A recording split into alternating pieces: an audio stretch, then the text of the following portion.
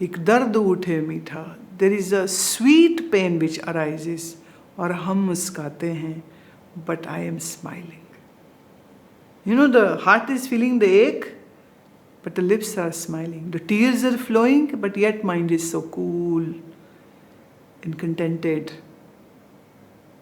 So it's little, tricky to understand that is it really, really love which is making you sad, or the absence of Guru which is making you sad, or is some worldly reasons because of which you are sad. And even if you are missing the Guru and you are sad because of the physical separateness, what is underlying that? Please look at that area also. Bring some light onto that part of your mind also. Initially when I was very young, and somehow I am a Guruji, age 16, and I'm already a Guruji. And I would meet these ladies and men who would just, do the pranam, bow and then cry. And my heart would melt onto them. But one day, something got disclosed. What was that?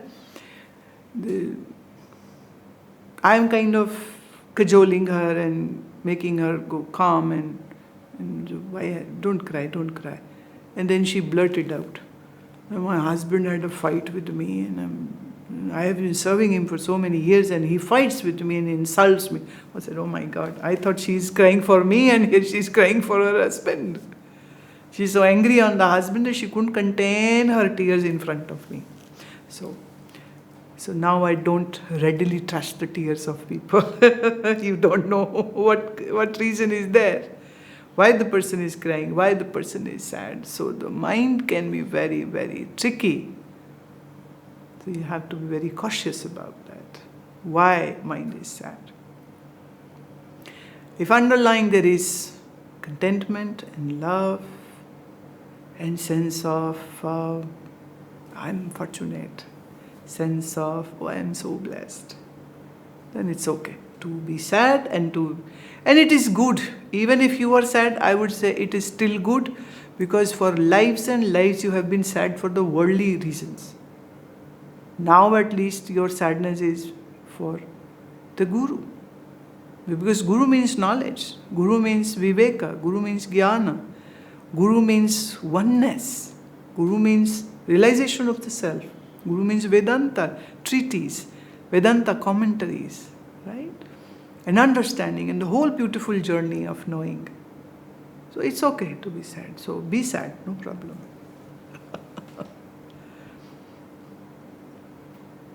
Chirag Pandya has a question, Shloka 16, chapter 2. It is explained that mind is illusion, so all attachment and ego is illusory too. It means we are already free, then why do we have to work on mind, the untruth illusion, to know the real truth? Trying to eradicate illusion will be illusory as well. So doing sadhana too, so will be illusion as well. Please help to understand. Dear Chirag, don't fall in this trap of your mind is making a fool of you. Mind is illusion, true. But this is what I know. You don't know. You have just heard. It's not your experience. You are just repeating my words. You are just repeating what Gita has said. So until you are established in the real self, for you can say that Guru is saying, Gita is saying that everything is illusion, but that's still not truth for me. So hearing about something doesn't make you the owner of that thing. I can show you picture of the Konark Surya temple in Puri. But can you say I have seen it? Okay, I can show you a video of that. Can you say I have actually been there? Until you go actually there, you cannot say that I have seen the Konark Surya temple. Similarly, just hearing about that this world is illusion and Atman is truth doesn't make you achiever of that truth. It's what you have heard. And your mind is so filled with this darkness, this ajnana, Because of the Rajoguna and Tamoguna, it is making you go so hunky-dory for the worldly stuff. That's why we need to tame the mind. We need to make it Sattva-guni.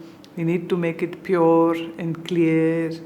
And so practicing ahimsa, non-violence, practicing asteya, never claiming false, and practicing swadhyaya, contemplating and reading, practicing achaurya, not doing any theft, not doing any bad conduct through body and mind.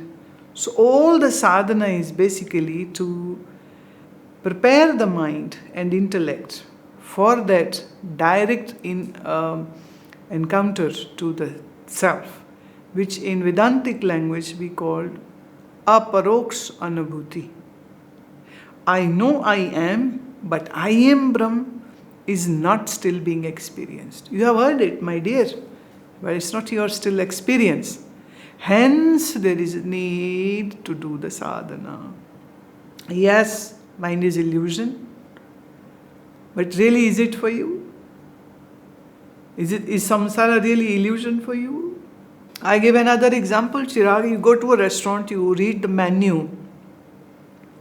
A menu which displays the pictures of the dishes. By seeing the menu, are you satiated?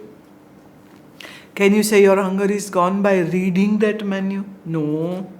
You order, you wait for the food to be delivered, and then you eat. Like I had a little cranky throat. I took a sip of water. I opened this box which has the misri, the sugar candy in it.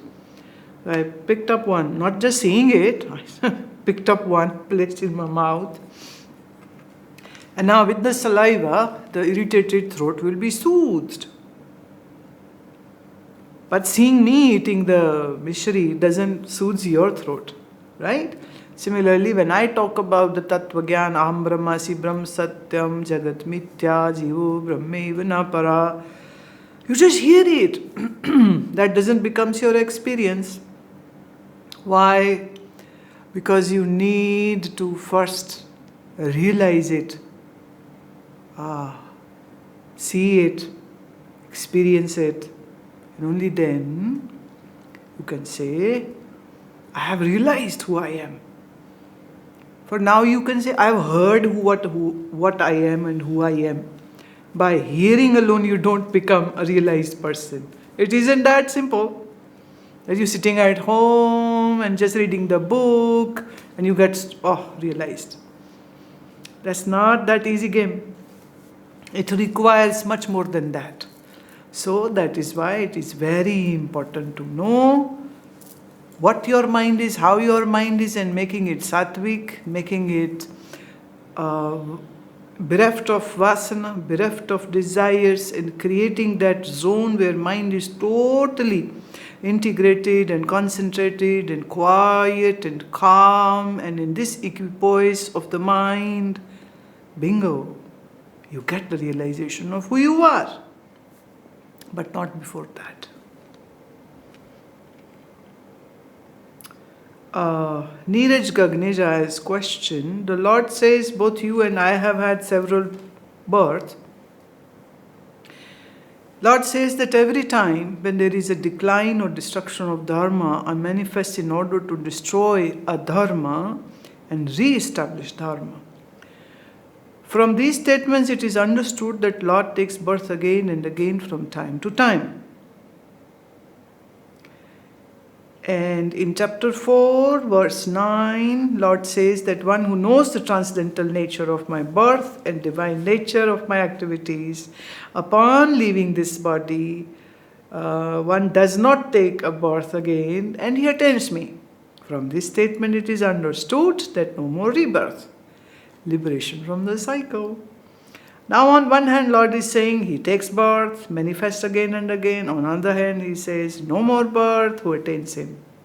Compassionate Master, please make this clear. Dear Neeraj Gaganeja, I don't know what it is, but nice Gaganeja. Listen to the thunder of the Guru now. One friend was sleeping and dreaming, one friend was awakened, meaning not sleeping. So this sleeping guy has a very nightmarish dream and he's saying, oh, bachao, bachao, bachao, I am dying, I am dying, I am dying. The one who is up looks at that friend and he's just juggling and happy and just having these laughters. Oh, what is he speaking? Finally, he just shook his friend's shoulders. Wake up, wake up, wake up. And the friend came out of his sleep and he said, oh, thank you, you have saved me. Otherwise, I would have drowned in the ocean. The friend says, okay, you can thank me enough. But was there any ocean? Was he actually drowning? No. But yet the sense of drowning was there because in his dream, that ocean was real, drowning was real, so crying was real, that panic calls were real. But for the one who is up, not sleeping, for this person, this was an illusion of his friend in the dream which he was facing. So what will the friend say to the friend who has been shrugged out of his dream, nightmarish dream? He says, you were never drowning. There is no ocean. So, I have not rescued you. But this friend, when goes to sleep again, and if the same bad dream kind of thing comes up again, he'll be again shrieking, oh, save me, save me, save me, save me. Now this waking friend can say that I have saved you so many times earlier also, and today see again I have woken you up from your bad dream. But every time it was just a dream.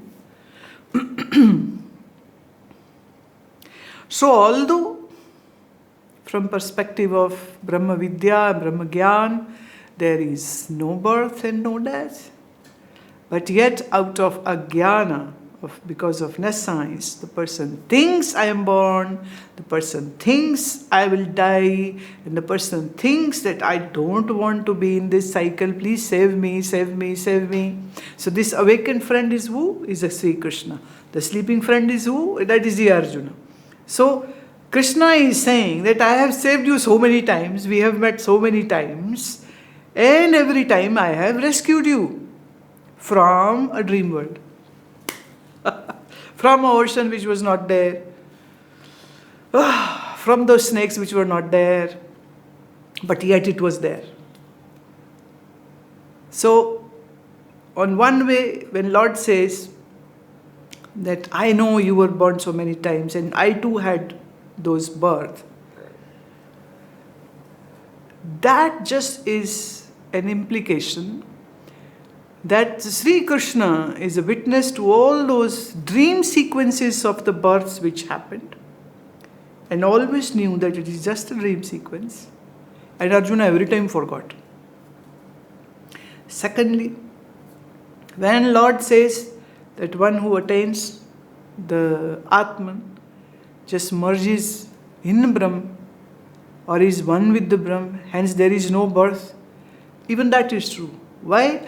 Because the mind which was thinking that I am born, that mind gets this revelation that the birth actually never happened to the Atman. It is just a manifestation, and because of our stupidity we consider that body as me and we think, oh, I am born. But Atma Gyan gives you the understanding that even when you were thinking that I am born, you were never born. And even when body will die, you will not die.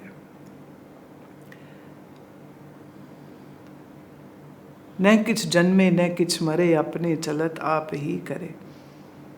So it all depends upon on what level the disciple is. So Krishna is talking as per the understanding and level of that person.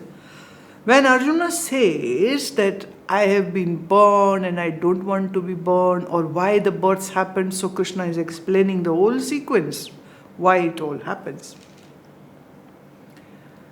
But when Arjuna is at that point where he knows that I am the Atman, and this body, mind and the visible world is just a dream, then Krishna has to say that now you are the Brahm, and there is hence no birth and no death.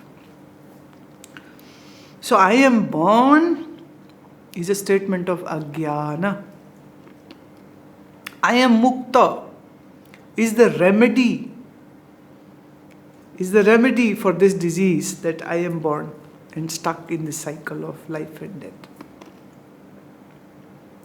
Like if a thorn pricks in your foot and you are in a jungle, what will you do? A wise person will look for another thorn, and with that thorn will pluck that dug up thorn from the foot.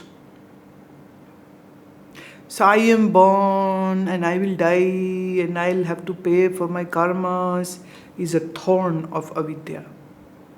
And then Sri Krishna uses another thorn, that you are mukta, nitya, shuddha, buddha, always liberated truth, always conscious being, you are the absolute truth. And with this thorn of I am being born and I fear of death and what will happen to me is taken out. That's it. So there isn't any confusion. It is just that when, as per the stature of the disciple's mind, so would be the statement of the teacher.